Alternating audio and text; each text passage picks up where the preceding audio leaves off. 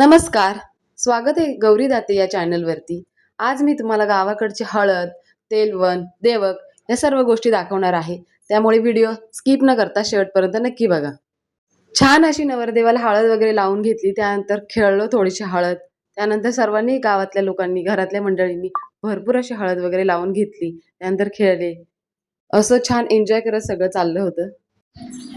त्यानंतर नवरदेवाला अंघोळ घालण्यासाठी हे मातीचे असे 4 मडके ठेवले जातात आणि नंतर अंघोळ घातली जाते. आणि त्यानंतर जानवं अशी हळद लावून गुंफून ती नवरदेवाला गळ्यात घातली जातात. ही अशी पद्धत आहे जानवं गळ्यात घालायची हळद लावून. गावाकडे छान गाणी वगैरे म्हणून असं छान घातलं जातं. ही अशी जानवं घालून झाल्यानंतर सर्व पारंपरिक पद्धतीने चालू होतं. त्यानंतर कुंकू ओलं करून असा पायांना मळवट भरला जातो. छानपैकी असा मळवट भरवतात. त्यानंतर ही हळद देखील अशी छानपैकी चढवून घेतात.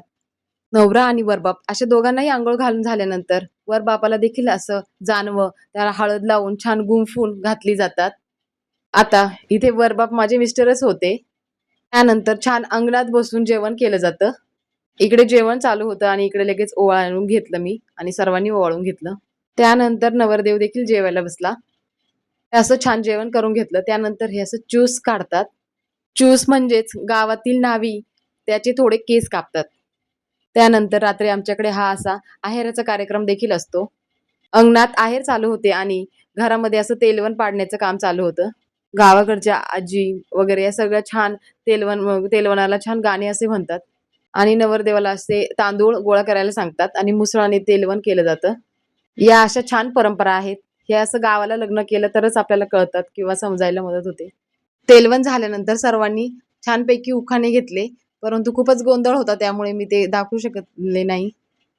आणि छान बाहेर आहेर झाल्यानंतर मुलं छान बाहेर खेळत होते. त्यानंतर हे वाजंत्री खूप छान वाजवायला घेतलं आणि देवकाचा कार्यक्रम सुरू होणार होता. देवक मी आणि माझे मिस्टर आम्ही दोघं आणणार होतो. आमच्याकडे चुलता आणि चुलती असं आणतात, परंतु त्याला चुलता चुलती नसल्यामुळे मावशी काका आम्ही त्याची मावशी काका आहोत, तर आम्हीच आणत आहोत. कारण बाकीचे सगळे आजी आजोबा मामा मामी लागतात.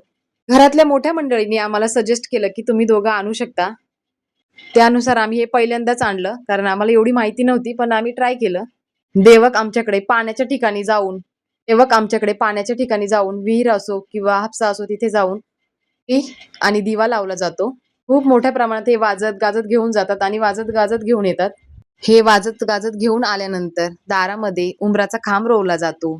त्याच्या शेजारी रांजण रोवला जातो आणि नंतर त्या खांबाला मुसळ, 5 पालवी, लाकडाचा आठवा, त्यानंतर दगडाचा दिवा, दोरी, सूप, त्यानंतर भाकरी, भात सगळं लावून तिथे ठेवलं जातं. या सर्व गोष्टी दारामध्ये बांधल्या जातात. मुसळावर शेण ठेवून त्यावर दगडाचा दिवा ठेवला जातो. हे असं छान प्रकारे सर्वांनी बांधून घेतलं देवक. त्यानंतर छान ओवाळून पूजा करून घेतली. घरामध्ये देखील देवघर पूजा करून घेतली. त्यानंतर रात्री हे असं छानपैकी दारामध्ये बसून जेवण केलं जातं. जेवण झाल्यानंतर छान असं डीजे लावून नाचलं जातं. आम्ही सर्वांनी खूप म्हणजे खूप एन्जॉय केला. त्यानंतर असे छान फटाके फोडून घेतले रात्री. नंतर हे ज्येष्ठ मंडळी बसून छान आनंद घेत होते. कसं वाटलं तुम्हाला देवकाचा कार्यक्रम? तर लाईक, सबस्क्राईब आणि शेअर करायला विसरू नका. धन्यवाद.